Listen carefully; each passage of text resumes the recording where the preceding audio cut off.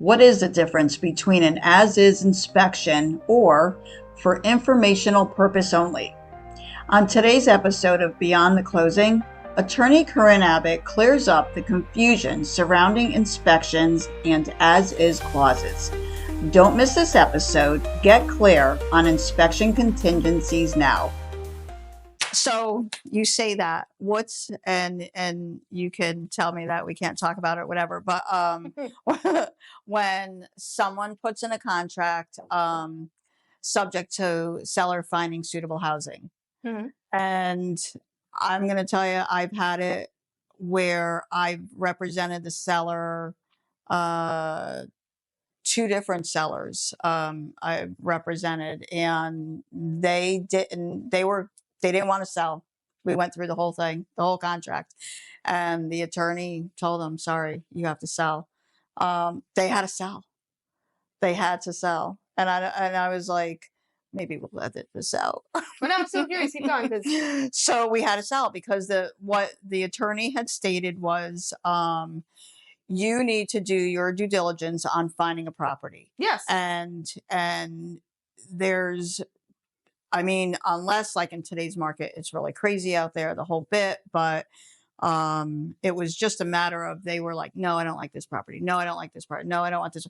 So, but we were close to the closing date, and the attorney said, you're not backing out. You have to sell your property. You put it on the market to sell. Yeah. This is what we're doing. The buyer has invested, and he didn't allow them to back out. There is something to be said for that. And I also think it depends on the motivations and the intentions of the parties, because that's really what was going on. Like the buyers probably said, no. The buyer said, no. We're buying. Yeah, we're buying. So, but a lot of buyers will see contracts like that. And if they've been counseled properly, they understand like this could drag on for a very, very long time because there's no time limit, right? So those sellers theoretically, okay, we're just going to keep looking at properties. We'll make that good faith effort. We're going to look at properties and see if we find something we like. I actually have one that exactly that scenario has been going on for 4 years. Oh God. The seller finally died. Oh no. So now, now we are having. It's in probate.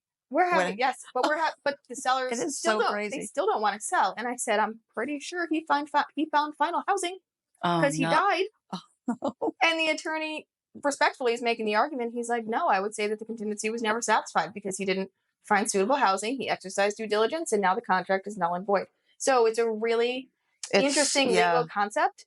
And we were commiserating as attorneys. I said, I wish there was some case law, because when you have case law, you have a definitive idea of how the court's going to rule, as opposed to having scenarios like this where the other language that is the informational purposes only. We don't have a lot of case law on that. That's the other thing with the whole with inspection thing.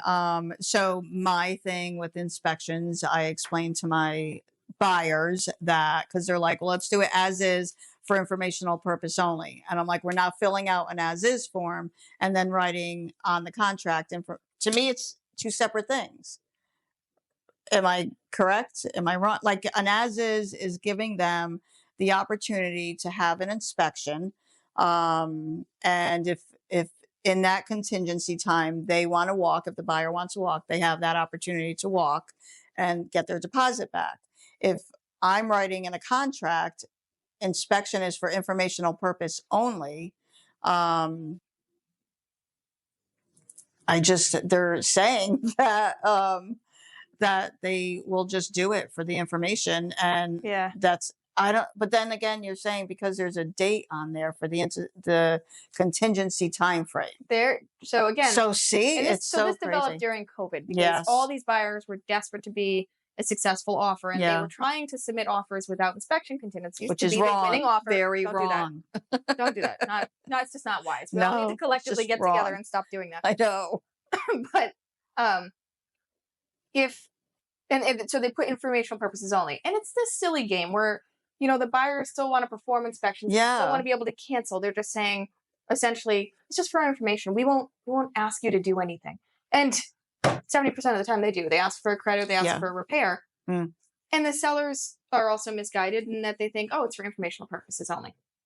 So we don't love that language. I was just talking to another agent the other day about this. We need some case law. Yeah, we do. So when I'm surprised we don't have. It takes a long time to move things through the court, and somebody has to bring a suit. And the problem in real estate, I feel like I'm really talking a lot. I'm sorry. It's okay. The problem in real estate is people don't bring lawsuits over this type of thing because at the end of the Mm. day, they just want to move on, find another buy a property, house. or move on and get, whatever the Mhm. case may be. Mhm. So they don't go through the whole lengthy 2-year long process Mhm. and the financial burden of litigating. Mm. So we don't have any case law to say, I know you're going to lose if you go to court. Do what Yeah. we're saying. And not, I mean, I probably in the 18 years, I think I've had one situation where a seller held on to the deposit, and it just turned out to be, they held on for a little while and Yeah. then they released it. Because they want to sell their property.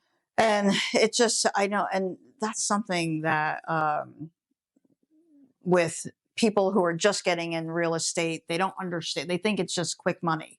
And there's so many things that can go on and what you have to pay attention to. So that's why I appreciate you. Well, thank you. And back to your original question with attorney review, Mhm. that's a good example. Yeah. So if I get a contract and there's an attorney review in it, and it says inspections for informational purposes only, what's the intention here? Who do I represent? Because if I represent the seller, I want to add, buyer shall not be able to terminate this contract due to the results of inspections, right? Yeah. Without forfeiting Yeah. deposit. If I represent the buyer and I'm their attorney, I want to add, notwithstanding this provision, the buyer still reserves their rights under section 9 and 25 of the contract, whatever it may be, so that they can still cancel and get their deposit back. Mm. So it depends on what side I'm representing, what Yeah. I'm going to try to negotiate for. There's so much involved. There's so much involved. Quick, too. It is quick.